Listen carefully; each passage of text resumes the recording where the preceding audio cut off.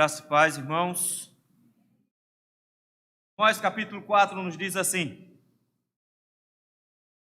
ouvi esta palavra, vacas de Bazã, que estáis no monte de Samaria, oprimis os pobres, esmagais os necessitados, dizeis a vosso marido, dá cá e bebamos. Jurou o Senhor Deus, pela sua santidade, que dias estão para vir sobre vós, em que vos levarão com anzóis, e as vossas restantes com visga de pesca. Saireis cada uma em frente de si pela brecha, e vos lançareis para Hermon, disse o Senhor. Vinde a Betel e transgredi a Gilgal, e multiplicai as transgressões. Cada manhã trazei os vossos sacrifícios, e de 3 em 3 dias os vossos dízimos. E ofereceis sacrifícios de louvores do que é levedado, e apregoai ofertas voluntárias, e publicai-as, porque disso gostais, ó filhos de Israel, disse o Senhor Deus. Bem vos deixei de dentes limpos em todas as vossas cidades, e com falta de pão em todos os vossos lugares. Contudo, não vos convertestes a mim, disse o Senhor. Além disso, retive de vós a chuva, 3 meses ainda antes da ceifa. Fiz chover sobre uma cidade e sobre a outra. Não. Um campo teve chuva, mas o outro, que ficou sem chuva, se secou. Andaram 2 ou 3 cidades, indo a outra cidade para beberem água, mas não se saciaram. Contudo, não vos convertestes a mim, disse o Senhor. Feri-vos com o crestamento e a ferrugem. A multidão das vossas hortas e das vossas vinhas e das vossas figueiras e das vossas oliveiras devorou-a o gafanhoto. Contudo, não vos convertestes a mim, disse o Senhor. Enviei a peste contra vós outros, à maneira do Egito. Os vossos jovens matei-os à espada, e os vossos cavalos deixei-os levar preso, e o mau cheiro dos vossos arraiais fiz subir aos vossos narizes. Contudo, não vos convertestes a mim, disse o Senhor. Subverti alguns dentre vós, como Deus subverteu a Sodoma e Gomorra, e vós fostes como um tição arrebatado da fogueira. Contudo, não vos convertestes a mim, disse o Senhor. Portanto, assim te farei, ó Israel. E porque isso te farei, para-te, ó Israel, te encontrares com teu Deus. Porque é Ele quem forma os montes, cria o vento, e declara ao homem o que é o seu pensamento, qual é o seu pensamento. Faz da manhã trevas, e pisa os altos da terra. Senhor, Deus dos exércitos, seu nome. Tá? Meu Deus, meu Pai, graças te rendemos, Senhor. Dizemos pelo privilégio de adorar o Senhor com o teu povo. Deus, passamos alguns dias distantes dessa casa, dos teus servos. É bom receber a graça do Senhor novamente. É bom ser agraciado de nos reunirmos e participarmos da tua mesa, Senhor. Obrigado, meu Pai, por esta oportunidade. Rogamos, meu Pai, que nesse instante que temos a tua palavra diante dos nossos olhos, aclara, Senhor, das nossas mentes, molda os nossos corações conforme a sua vontade, quebra o nosso orgulho, motiva-nos a te servir. É no nome santo de Cristo Jesus, nós te rogamos. Amém. Ontem, meus irmãos, de acordo com os números oficiais, atingimos no Brasil a marca de 500 mil mortes por Covid-19. Não sei se você concorda ou não com o número. Não sei se você diz que os números foram inflados, mas querendo ou não, 500 mil pessoas morreram. Pessoas que tinham planos, tinham projetos para a semana em que foram internadas. Pessoas que tinham muita coisa para fazer durante as semanas pelas quais elas foram levadas para uma UTI. Pessoas que tinham uma vida inteira pela frente, mas que se encerrou em menos de 30 dias. Pessoas que tinham tanta coisa para realizar, mas que de repente foram convocadas pelo Senhor e tiveram suas vidas interrompidas. Isso é o número de que se atribui à Covid, mas não se morre só de Covid. Tem muita gente morrendo de infarto, muita gente morrendo com outras enfermidades, a chikungunya e a zika, e está assolando todo mundo, isso é que diga. Queridos, quantas pessoas têm sua vida interrompida de forma muito rápida e nem se notam disso, por acidentes, coisas difíceis pelas quais elas passam e de repente a vida acabou. Impressionante, porque nós nos preparamos o tempo inteiro para viver, nós planejamos tudo, nós planejamos cada ato da nossa vida, e o momento mais importante da nossa existência é a preparação para a nossa morte. Ela geralmente nos pega de surpresa. A gente menos pensa, tossiu, teve febre, não consegue respirar, vai para a UTI, entubado, morreu. Queridos, o Senhor nos lembra de que nós passamos a vida inteira tentando adiar um encontro com Deus, tentando fazer com que a vida se estique mais um pouquinho. No entanto, meus queridos, quando o Senhor chama, quando o Senhor convoca, não existe tratamento precoce que dê jeito, não existe vacina que dê jeito. Quando o Senhor chama, nós comparecemos diante do Senhor. Não tem outra saída. E como é louco o homem que não se prepara para esse dia. E como é grande a estupidez daqueles que não estão prontos para encarar a única certeza que nós temos na vida. Nós vamos nos encontrar com o Senhor. Era assim que vivia Israel, nem um pouco preocupado com isso. Amós, cujo nome significa o carregador de fardos, era um homem simples, do campo. Ele diz que ele era um boieiro, era alguém que cuidava de gado, era alguém que colhia frutas, era alguém da roça. E o Senhor o chamou lá da região próxima a Belém, na região de Judá, para que ele fosse para Israel, o reino oposto, e lá anunciasse a palavra do Senhor, porque mesmo que eles estivessem divididos, o Senhor ainda olhava para Israel e ainda tinha contra Israel muita coisa a dizer. Ele sai da terra dele e vai para a região de Samaria, para pregar a palavra lá. Não foi bem recebido, pelo contrário, o sumo sacerdote da região o expulsou de lá.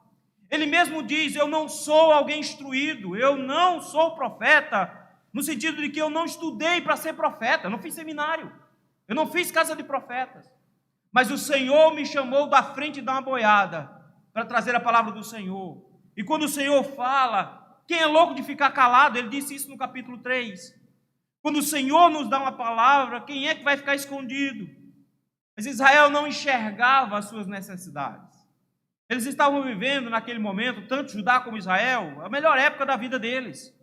Do lado de Judá, o rei Acais estava trazendo prosperidade com um reinado longo.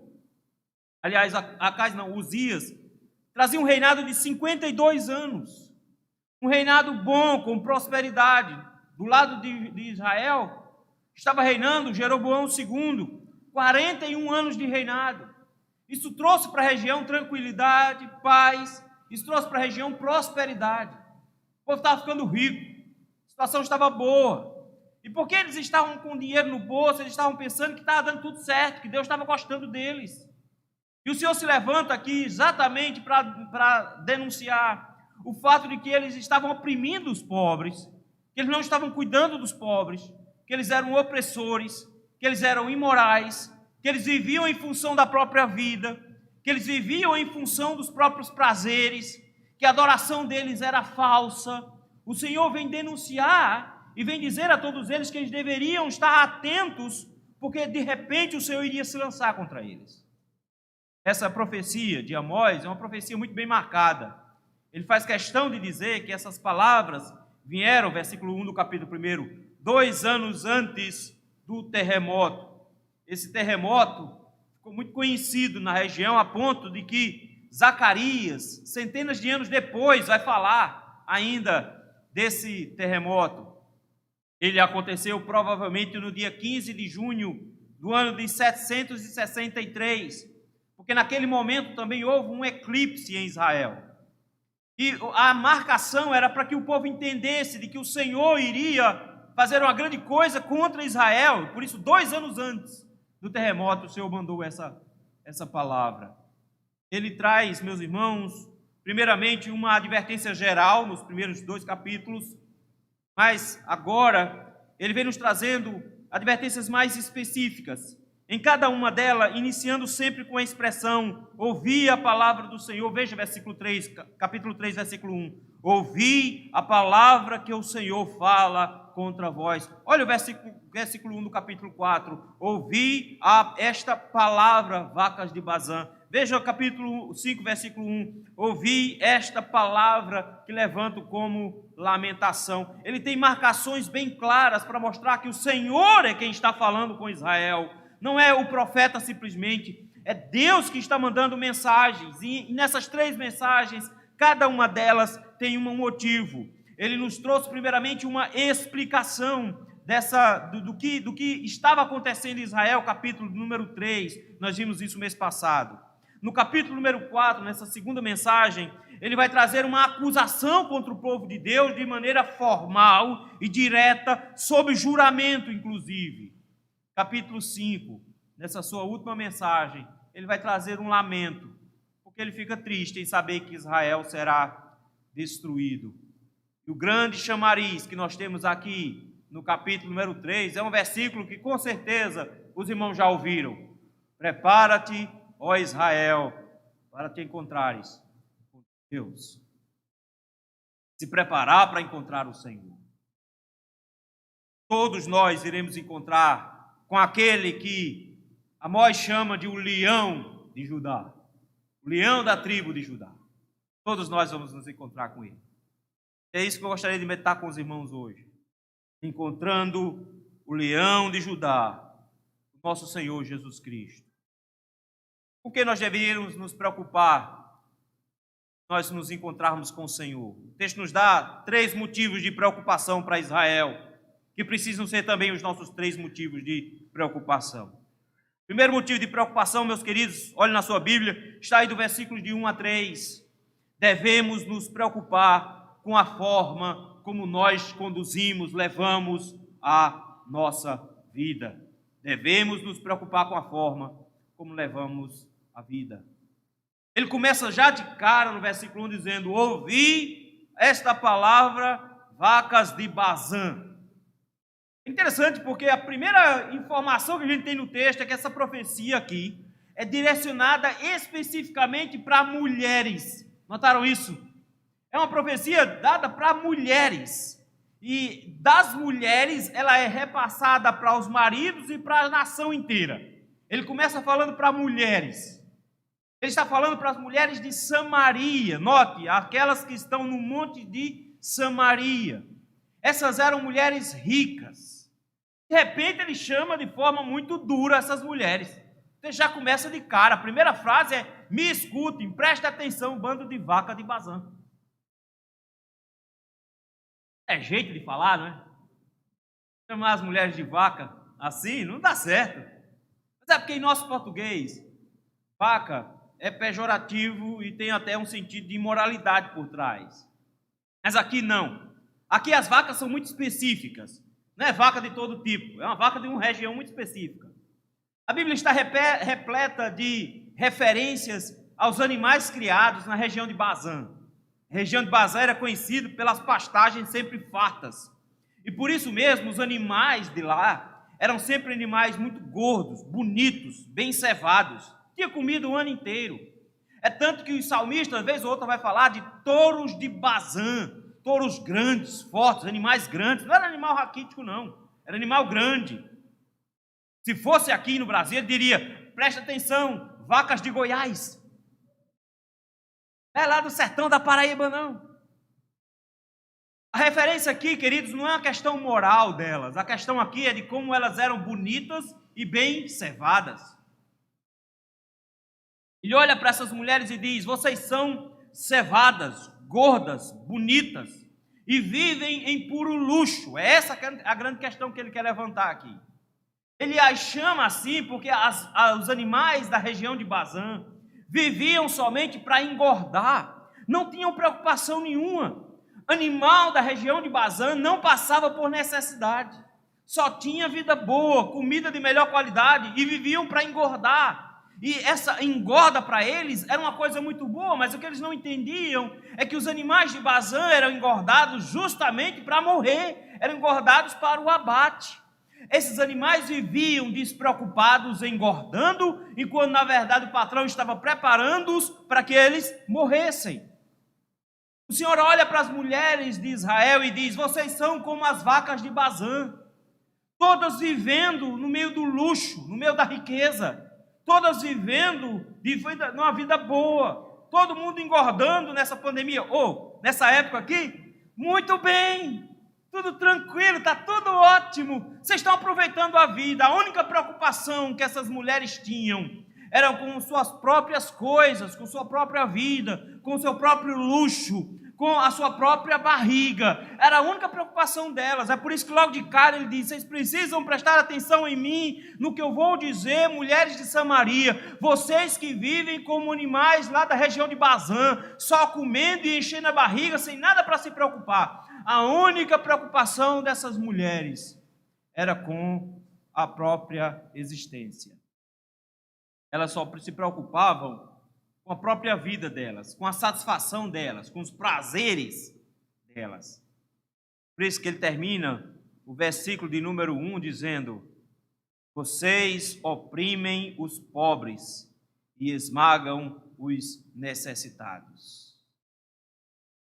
Qual era o problema dessas mulheres? Era um problema muito sério viver bem, viver numa boa condição financeira? Não era esse o problema. O problema é que elas viviam para os prazeres da carne, elas viviam para os seus próprios interesses, e para que pudessem manter a vida em seus próprios interesses, elas oprimiam os pobres, elas esmagavam os necessitados. Mas como é que as mulheres faziam isso?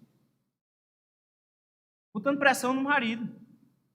Vejam aí, versículo número 4, versículo número 1. E dizeis a vosso marido, e essa aqui é interessante, porque na ideia, quando diz que é para dizer ao marido, elas estão dando uma ordem para o marido. Então quem manda na casa aqui é elas. Elas estão dizendo para o marido: dá cá e bebamos. Qual é a preocupação dela? Encher a cara. Eram mulheres que viviam em função dos prazeres, e por isso elas gostavam de tomar elas gostavam de beber. Notem, queridos, que elas estão vivendo a vida em função de si mesmas, para os seus próprios prazeres, e empurram os maridos para essa situação, porque elas querem uma vida de luxo, elas querem uma vida de festa, elas querem uma vida muito boa. E o que é que elas fazem? Elas dizem para os maridos: vocês têm que me dar. Me dê cá, eu quero essa vida, eu quero desse jeito. E o marido precisava oferecer a elas as condições de vida que elas queriam. Elas queriam para o luxo, elas queriam para o shopping Rio Mar, não queriam ficar no primeiro estágio não, elas queriam ir para o segundo andar. Está por fora. Conversa de comprar C&A. Oxi. E ela chega para o marido e diz: dê um jeito, eu quero do bom e do melhor. Eu não quero saber de comer pizza no Habib's, não. Quero coisa do bom e do melhor. Dê um jeito. E por isso mesmo, os homens, por serem comandados por essas mulheres, eles iam e extorquiam os pobres e tentavam arrancar dinheiro de quem não tinha para dar luxo para essas mulheres. Notem, meus irmãos, que quando a sociedade quer viver para si, em troca dos seus próprios prazeres e interesses, ela vai usurpar dos pobres para mostrar que possui. Isso que elas faziam. Então eram famílias unidas para ganhar e para gastar às custas dos mais pobres. É por isso que o Senhor chega agora e diz: vocês são assim. E a palavra que ele usa aqui para maridos é a mesma palavra para senhor, mas estranhamente o que o texto nos diz é que quem mandava na casa era elas. Elas determinavam. Existe um comentarista chamado Freiberg que diz que quando as mulheres se corrompem na sociedade, a sociedade está destruída porque as mulheres são os bastiões da moral. E se você quer ver se uma sociedade está fadada ao fracasso, você veja o comportamento das mulheres. Essas mulheres, elas eram as responsáveis pela luxúria, elas eram as responsáveis pela bebedeira, elas bebiam desse jeito. Lembram que uma vez eu vi um meme dizendo exatamente isso? Que na minha época as mulheres cozinhavam feito a mãe, hoje elas bebem feito o pai. Essa vida. As moças hoje são completamente o avesso que eram no passado. O texto está dizendo, é assim que essas mulheres vivem. Obrigam os maridos a bancar esse luxo. E por isso o Senhor diz, vocês não entenderam. Vocês são como vacas gordas para o abate. É por isso que no versículo de número 2, o Senhor chega agora e diz, eu vou destruir vocês, mas eu não vou só simplesmente dizer que eu vou destruir vocês. Eu vou dizer agora que eu vou fazer isso sob juramento. Versículo 2, ele diz, jurou o Senhor Deus. O Senhor fez um juramento, e o texto diz que o Senhor fez um juramento pela sua santidade. Irmãos, isso aqui é uma coisa tão dura, a ponto de nas Escrituras somente mais uma vez vai aparecer o Senhor jurando pela sua santidade. É quando ele vai jurar a Davi, pela descendência dele. Ele jurou pela sua santidade. É porque a santidade de Deus não é somente um atributo de Deus, é aquele que define toda a divindade de Deus, é aquilo que define quem Deus é. Deus é santo. Então ele diz aqui, tão certo como eu sou santo, eu juro que eu vou destruir vocês. Sob pena dele deixar de ser santo, sob pena dele deixar de ser Deus. Se Israel soubesse que Deus é Deus, deveria ficar muito assustado nessa hora, porque ele chega agora e diz, tão certo quanto eu sou santo, eu vou jurar agora, que dias estão para vir sobre vós, em que vos levarão com anzóis e as vossas restantes com visga de pesca. Há uma mistura aqui de imagens, uma mistura entre pescaria e condução de animais, condução de gado. Isso aqui era uma prática da Assíria. Eles faziam isso. Quando eles tinham pessoas que iam levar essas pessoas, os que escapavam das invasões, eles matavam a maioria das pessoas, mas quem escapava, eles levavam preso. Aí você pensa assim, levavam preso como? Amarrava a mão, né? E saía arrastando. Não, meu filho, você não entendeu. Eles faziam o seguinte, eles furavam o lábio, enfiavam o anzol aqui no lábio inferior e ia te arrastando. Você tentar fugir, você perde o lábio. Ou então eles furavam essa parte de dentro do nariz e enfiavam a argola e prendiam essa argola dentro do nariz.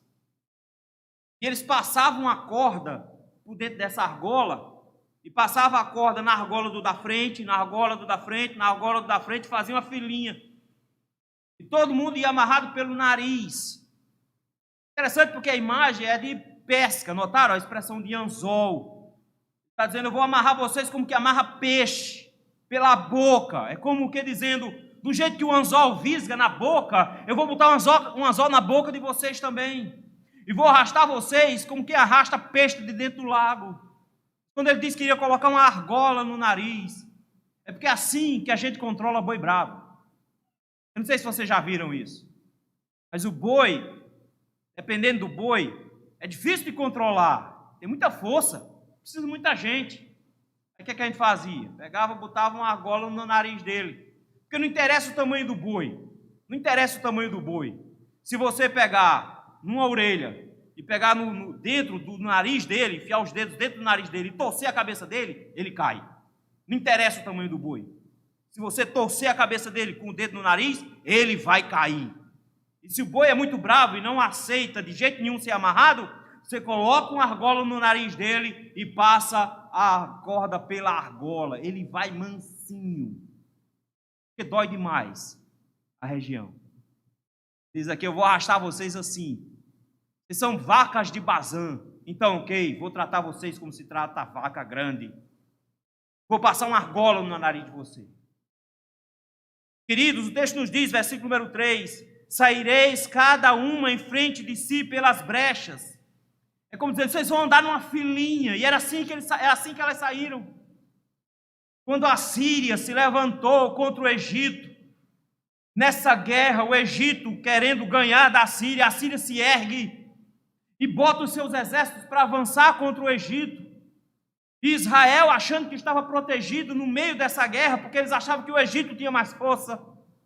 No entanto, quando a Síria invadiu, passou por dentro de Israel, pela região de Samaria, e pegaram as mulheres da região de Samaria, tiraram a roupa delas, e todas nuas, colocaram anzóis no beiço ou uma argola no nariz, amarraram uma na outra e levaram elas nuas, amarradas pelo nariz, para a Síria.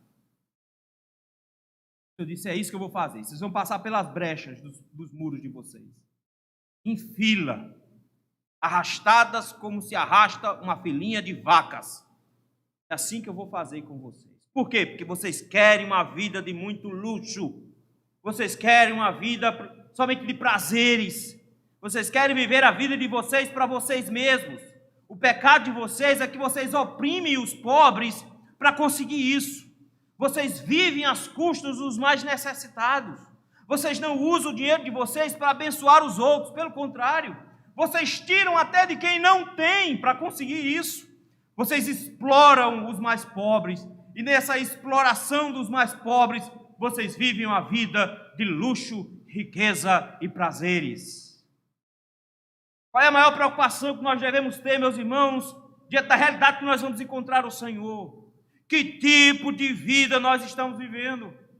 Se vivemos nossa vida somente para os nossos prazeres, se vivemos nossas vidas somente para os nossos próprios interesses, se vivemos nossas vidas somente para a nossa própria barriga, para a nossa própria existência, se a nossa vida está baseada somente em satisfazer os nossos desejos carnais, se a única coisa que você tem na vida são os seus sonhos e o interesse sincero em realizar os seus sonhos, se você não vive para o Senhor, se você não está disposto a viver para o Senhor, você não pertence ao Senhor, você não é nada mais, nada menos do que uma vaca, um boi de Bazã, que vive a vida toda para engordar, que vive a vida toda pensando somente em si, que vive a vida toda buscando só o melhor para si, mas está sendo guardado para o dia do abate. Encontrando o leão de Judá, Senhor Jesus Cristo. O que devemos nos preocupar? Em primeiro lugar, devemos nos preocupar com a forma como nós levamos a vida. Em segundo lugar, devemos nos preocupar com a forma como nós adoramos. Versículos 4 e 5. Versículos 4 e 5, ele vai usar de uma técnica interessante. E isso é uma coisa muito típica aqui nesse capítulo. Ele vai mudando de estilo à medida que vai caminhando. Versículos 4 e 5 é ironia.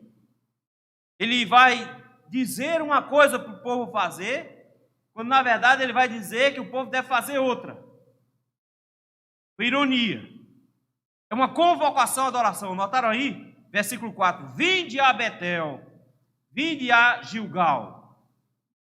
Lá em Jeroboão I, depois da divisão, com a morte de Salomão, os reinos se dividem, Roboão de um lado, Jeroboão do outro.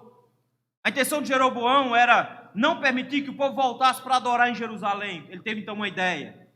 Pegou algumas cidades de Israel e transformou essas regiões em centros de adoração. Especialmente ele transformou Betel, Gilgal como centros de adoração. Nesses centros de adoração ele criou uma adoração toda própria. Primeiro, ele criou bezerros de ouro e disse: isso aqui foi o Senhor que tirou vocês do Egito. A semelhança do que Arão fez ainda lá no deserto. Ele criou sacerdotes próprios do povo. Ele mesmo escolhia quem era o sacerdote. O líder máximo dessa religião era o próprio Jeroboão. É tanto que o primeiro sacrifício foi feito por ele. Essa religião durou por muito tempo. Ficou conhecido como o pecado de Jeroboão. E eram nessas cidades para onde eles iam adorar. E eles achavam que adoravam o Senhor lá. Lembram que a mulher samaritana olha para Jesus e diz: onde é que se adora? Em Jerusalém ou Samaria? Porque eles ainda estavam agarrados a essa religião aqui. E o Senhor chega agora e diz: ok, venham adorar. Venham a Betel. E Betel, meus irmãos, era uma cidade muito importante de Israel, porque, primeiramente, era uma cidade importante por causa de Abraão. Abraão passou por lá, mas principalmente por causa de Jacó. Foi lá que Jacó teve um sonho fantástico. Lá foi um centro de adoração. Lá foi criado um altar. Não somente isso, Gilgal foi o lugar onde esteve a Arca da Aliança. E foi lugar de adoração ao Senhor. Mas a Arca da Aliança não estava mais aqui, agora estava em Jerusalém. Mas foi lá que foi colocada a Arca da Aliança por um tempo. 2 lugares importantes. Mas o Senhor chega aqui e diz: vinde, preste atenção, vinde a Betel, fazer o quê? Estão com a Bíblia aberta? Vinde a Betel e transgredir. Vinde a Gilgal e fazer o quê? Multiplicai as transgressões. É um convite a uma adoração falsa.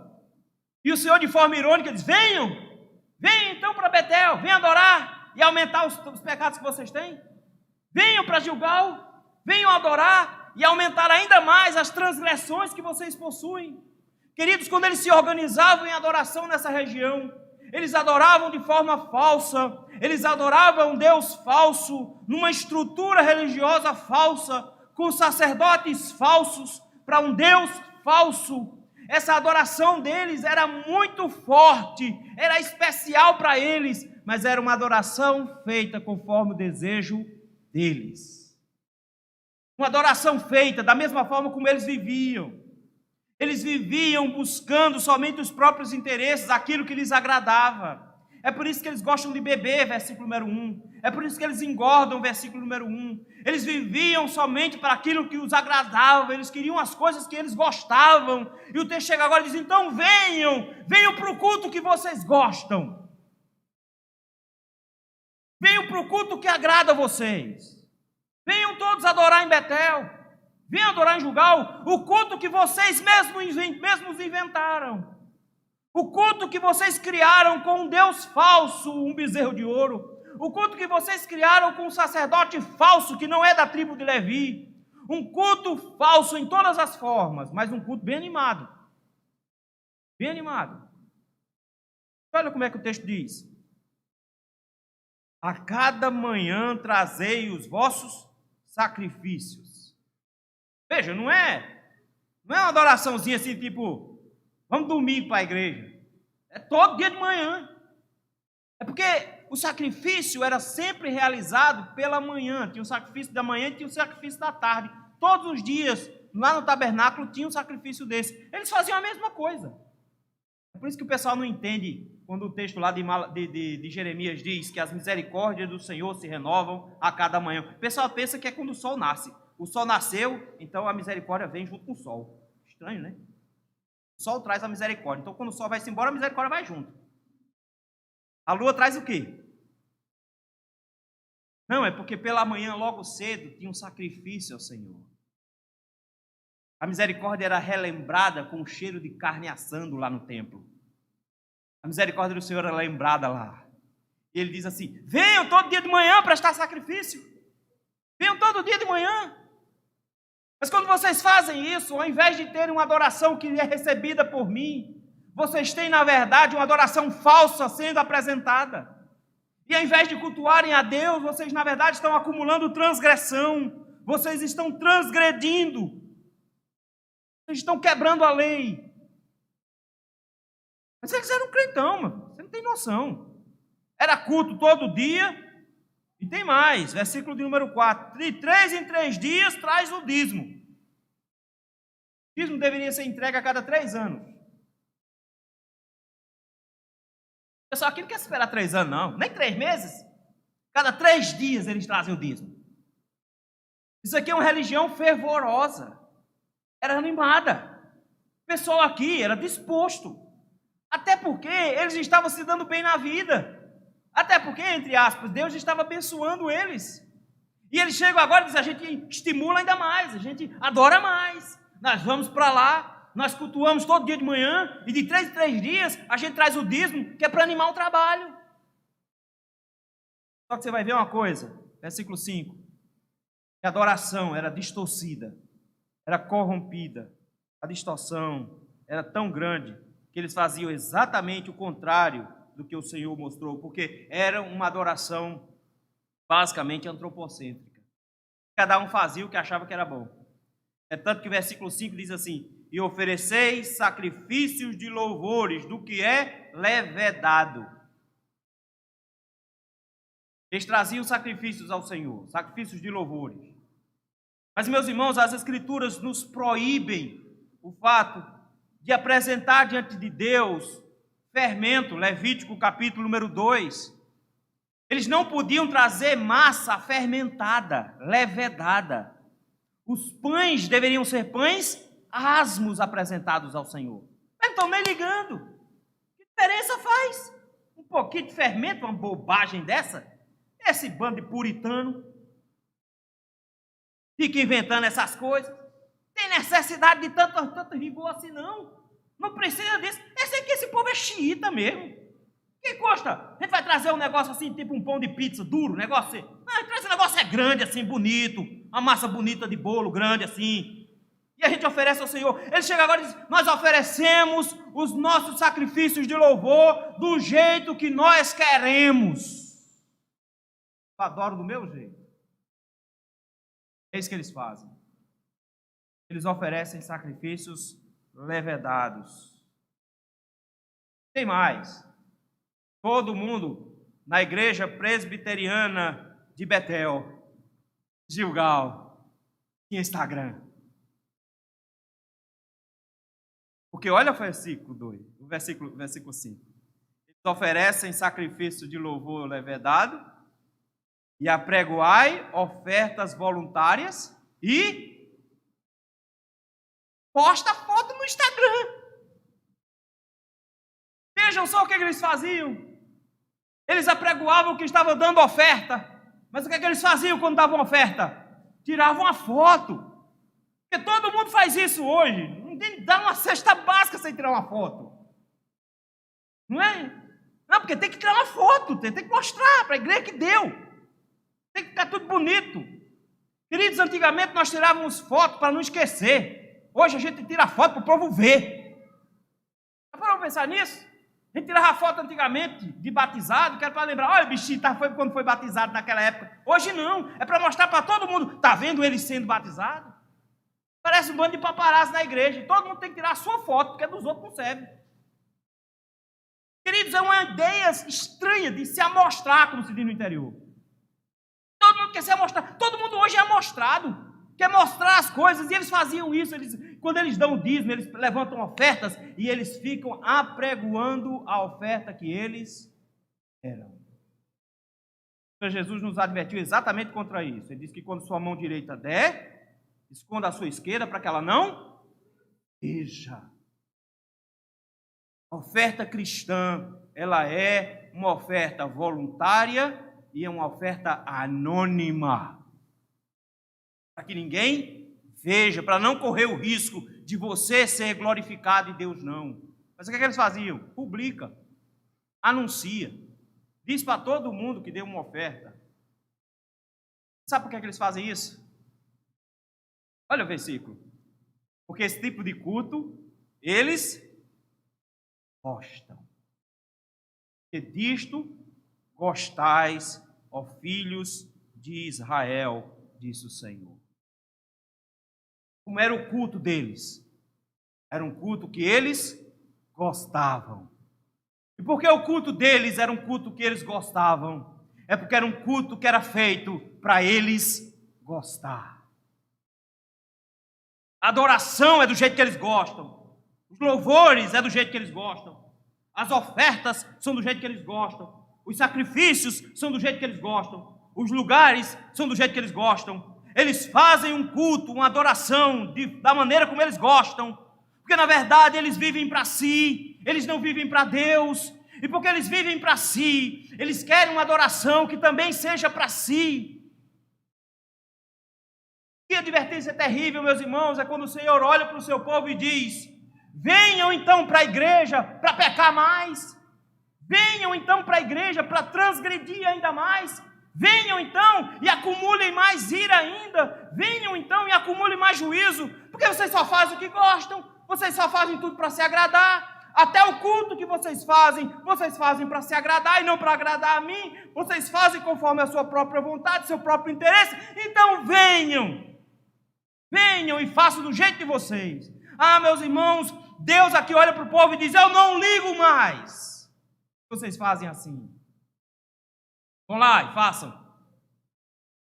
Notando a ironia do Senhor, Ele está dizendo: vão adorar. Mas saibam que tudo que vocês fazem é uma adoração particular. Quando a igreja de Cristo muda o culto, muda a pregação, muda os louvores, muda o estilo do culto, muda tudo para agradar os homens, ela toma a mesma forma de Samaria, cria uma religião falsa, e nessa religião falsa, o adorado não é Deus, o adorado são os homens. Ele diz: cuidado, tenham muito cuidado com a forma como vocês adoram. Encontrando o leão de Judá, nosso Senhor Jesus Cristo. O que deveríamos nos preocupar? Em primeiro lugar, devemos nos preocupar com a forma como nós levamos a vida. Em segundo lugar, devemos nos preocupar com a forma como nós adoramos. E em terceiro e último lugar, devemos nos preocupar com a forma como ouvimos a repreensão divina, versículo de número 6 a 11. Versículo 6 em diante, o Senhor vai dizer: eu tentei de todas as maneiras advertir vocês. Eu tentei mostrar para vocês que vocês estavam errados. Eu dei todos os sinais possíveis para que vocês vissem que estavam errados. Queridos, é impressionante ao ver do versículo 6 ao versículo 13, como o Senhor é amoroso, como o Senhor tem misericórdia do seu povo, e como Ele insistentemente fala ao seu povo, dizendo: preste atenção, tenham cuidado, porque Deus de repente levanta disciplinas para lembrar o seu povo de que eles estão andando no caminho errado. Como é assustador aqui, meus irmãos, vermos que o povo continua quebrando a aliança. O Senhor usa aqui, meus irmãos, uma série de informações do que Ele já tinha feito. Veja aí, versículo de número 6. Também vos deixei de dentes limpos em todas as vossas cidades, e com falta de pão em todos os vossos lugares. Que bom, o Senhor saiu distribuindo pasta de dente para todo mundo. É isso? Não. Dente limpo é quando faz tanto tempo que você comeu que não precisa escovar. É quando o povo estava com fome. Ele diz: o que é que eu fiz com vocês? Eu trouxe fome no meio de vocês.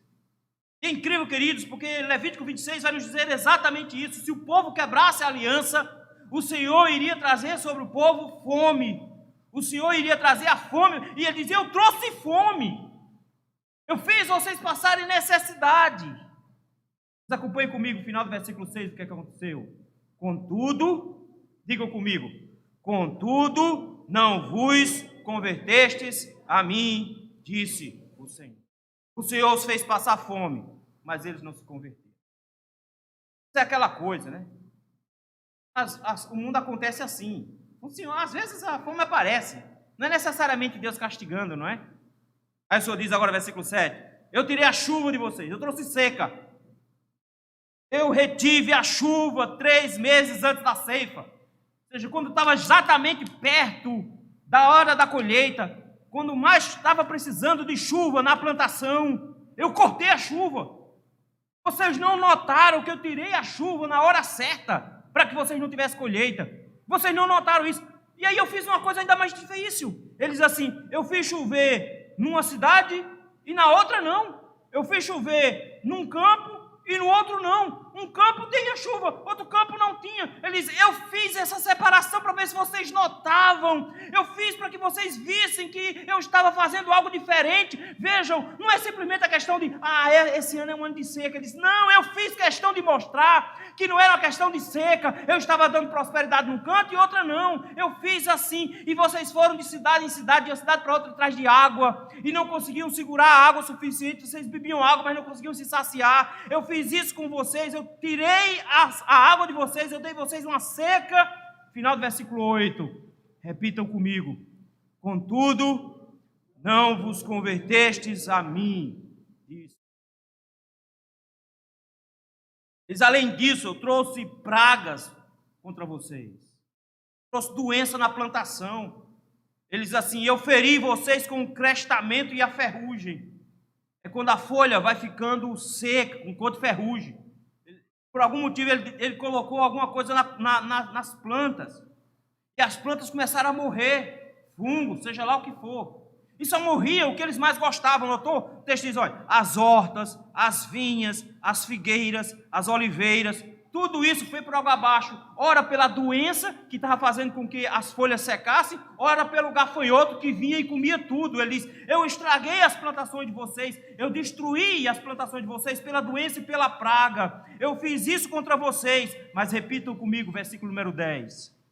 Versículo número 9, final do versículo número 9. Contudo, não vos convertestes a mim. Ele diz mais, eu enviei peste para vocês, versículo 10. Eu enviei doença contra vocês. Eu levantei doenças do jeito que eu fiz no Egito. Do jeito que eu fiz com as pragas lá no Egito, eu fiz com vocês. Levantei chagas, levantei doença de pele, levantei doença que mata. Eu ainda trouxe pessoas para virem de fora matar vocês. Eu botei vocês em meio a guerras. Versículo número 10. Eu fiz com que matassem os seus jovens no meio da guerra. Eu fiz com que os cavalos de vocês fossem levados presos. E eu fiz com que vocês sentissem a caatinga de corpos espalhados pelas ruas, no nariz de vocês. Ou seja, eu fiz com que vocês sentissem um cheiro da minha ira contra vocês. Eu coloquei na frente de vocês a peste, eu coloquei diante de vocês a guerra. Repita comigo, final do versículo 10. Contudo, não vos convertestes a mim, disse o Senhor. Diz, eu trouxe contra vocês uma praga nos moldes de Sodoma e Gomorra. Subverti alguns dentre vós, como Deus subverteu Sodoma e Gomorra. Nós não sabemos ao certo o que ele quis fazer com isso aqui. Mas ele está dizendo que é a destruição de cidades inteiras.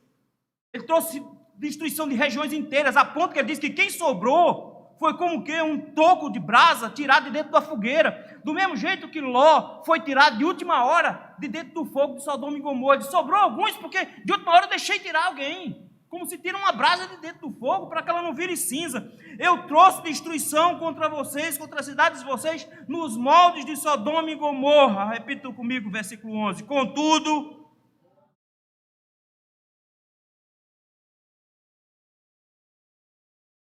não vos convertestes. Vejam a quantidade de coisa que o Senhor fez. O Senhor disse, vocês não prestam atenção no que eu faço? Eu faço tudo dar errado. Eu faço uma bagunça na vida de vocês.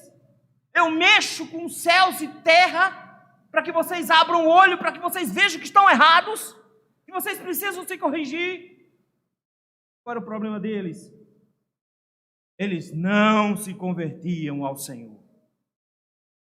Sei que o pessoal tem uma história que diz assim, meu irmão, presta atenção no Senhor, porque quem não vem pelo amor, vem pela dor. Porque a doença, não interessa, esqueça isso.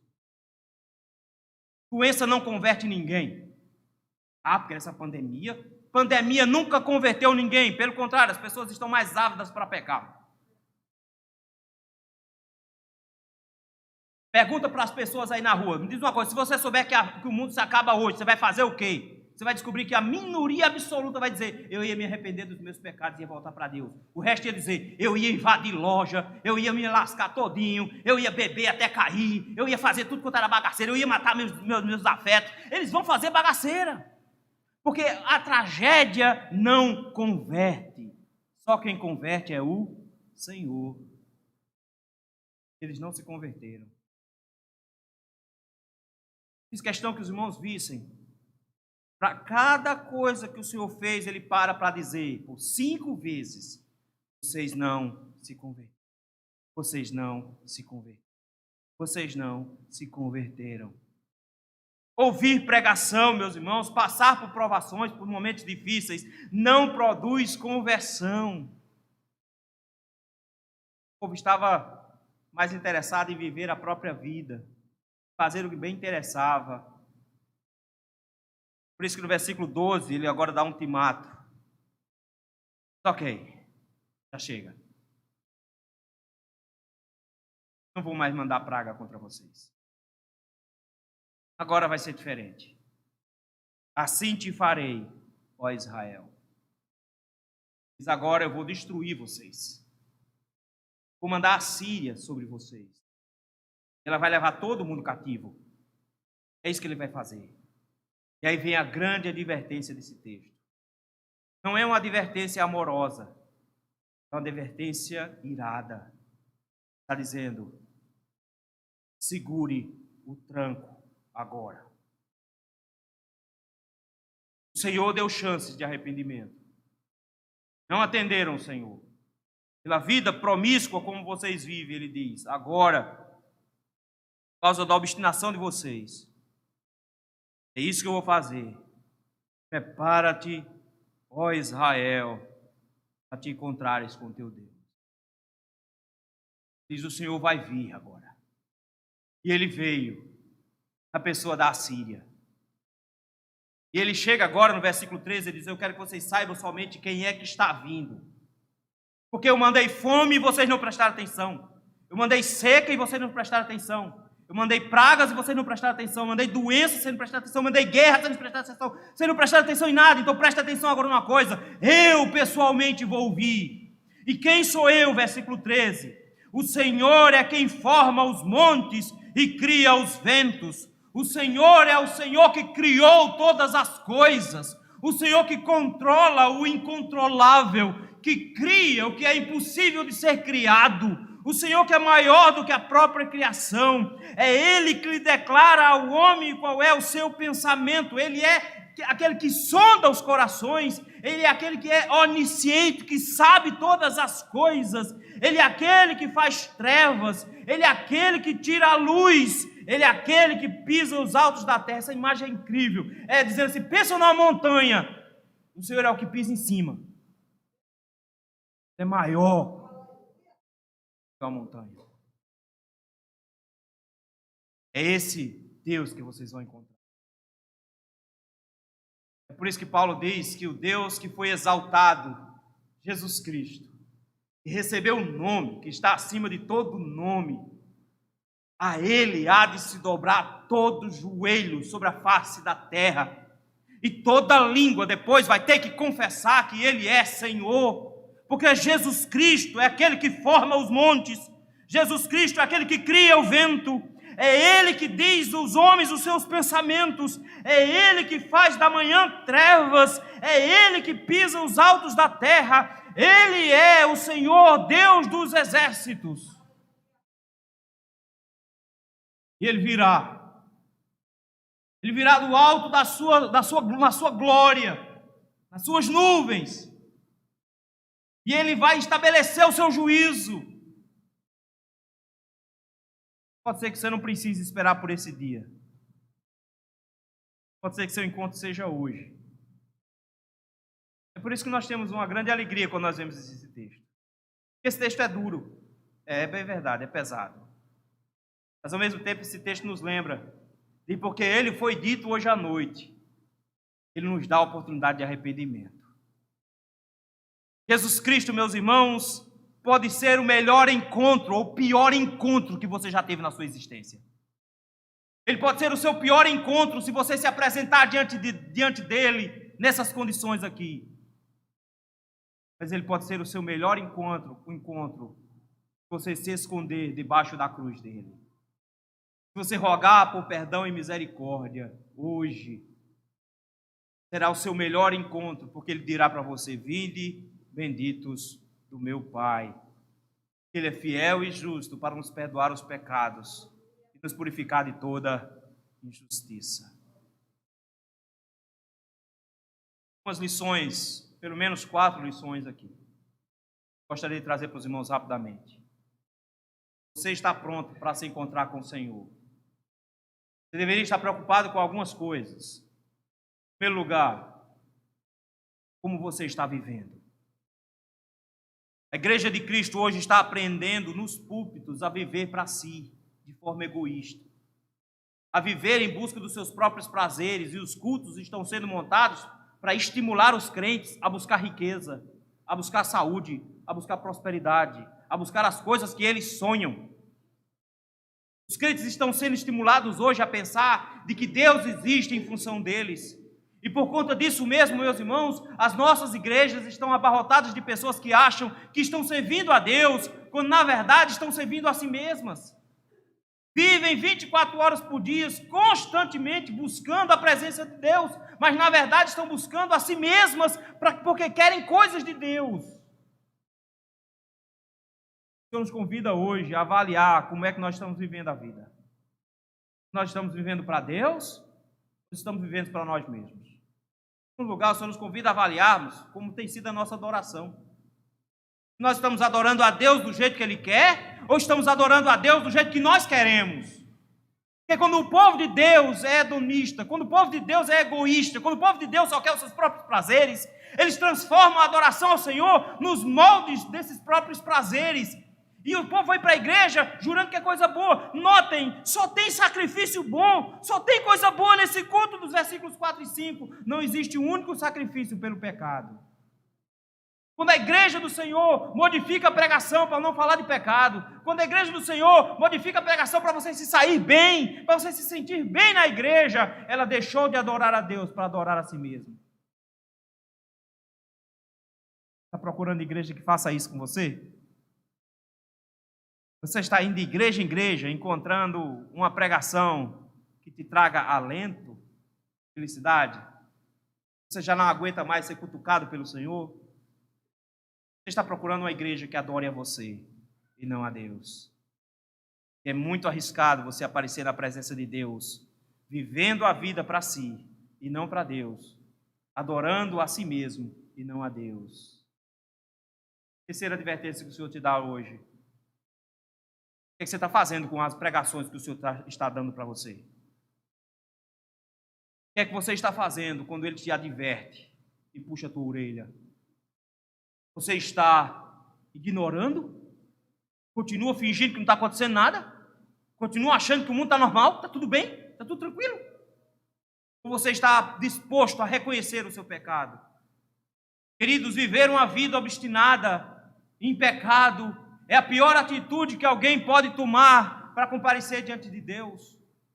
Porque quando nós vivemos uma vida sem arrependimentos, quando nós vivemos uma vida insistindo em fazer as coisas do jeito que nós queremos e não nos submetemos à repreensão do Senhor, nós estamos fadados a nos encontrar com um Deus irado que diz: se prepare para se encontrar comigo. Se prepare. Mas eu tenho uma última advertência ainda para fazer. O Senhor te lembra que esse se prepare pode ser do tipo: agora aguente o tranco, se é assim que você quer viver. Esse se prepare pode ser também: mude hoje para que o encontro seja diferente. O Senhor te convida à conversão hoje. Pastor, não sei nem quantos anos de igreja, não estou perguntando quantos anos você tem de igreja.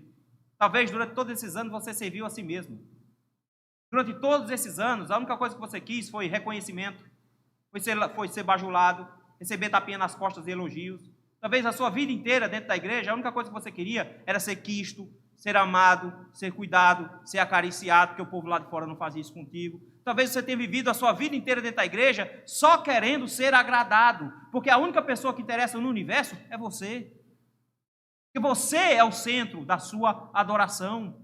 Você vem para a igreja porque você gosta das coisas daqui, e não porque você gosta do Senhor, porque você gosta da estrutura, você gosta do que se faz, você gosta das músicas, você gosta da pregação. Você vem porque você gosta, e não porque você gosta de Deus. E o Senhor te adverte e você não está nem aí. Talvez seja essa a sua vida. Por isso eu não estou perguntando quantos anos você tem de crente. Estou convidando todos nós a reavaliarmos nossa vida, para que a gente possa se preparar para se encontrar com o Senhor. Para que o nosso encontro seja debaixo de Jesus Cristo. Que hoje você peça perdão ao Senhor, porque hoje é o dia aceitável, hoje é o dia da salvação. E todo aquele que invocar o nome do Senhor será salvo. E se nós nos arrependermos dos nossos pecados e confessarmos os nossos pecados, Ele é fiel e justo para nos perdoar os pecados E todos aqueles que estiverem escondidos em Jesus Cristo não temerão o encontro com o Senhor, porque estarão plenamente preparados para se encontrar com o Senhor. E esse encontro, ao invés de ser um encontro assustador, será um encontro deleitoso, será o anseio de sua alma. Será o melhor dia da sua vida. A Covid já levou 500 mil pessoas. Nós não sabemos quem está na fila. Não sabemos quem será o próximo. Escapou a primeira onda, escapou a segunda, tomou a vacina e morreu. Já vi muito isso. Ah, pastor, mas eu escapei a segunda, escapei a primeira, escapei a segunda e tomei a vacina. A terceira está guardada para antes da eleição. Porque tem um São João agora, abril. Depois de São João você vai ver. Vai voltar a terceira onda depois de São João. Ela só termina depois da eleição. Não se preocupe. Nós vamos ter que aprender a conviver com essa doença. Ela não vai embora mais, não. Ela não vai mais embora. Mas quem disse que você precisa de Covid para se encontrar com o Senhor? Ou não tem ônibus mais na rua passando ligeiro pelo sinal? Não tem nenhum bueiro em Recife para você cair dentro? Uma tomada desencapada na sua casa para você ser eletrocutado? Ah, queridos, eu poder passar a noite todinha dizendo 1000 maneiras de você encontrar com o Senhor hoje à noite. Por isso, prepare-se, Igreja do Largo da Paz. Prepare-se, meu irmão, para se encontrar com o Leão de Judá. Prepare-se para encontrar com Jesus. Prepare-se para que esse dia seja um dia de felicidade, não um dia de terror. Que Deus nos abençoe, queridos.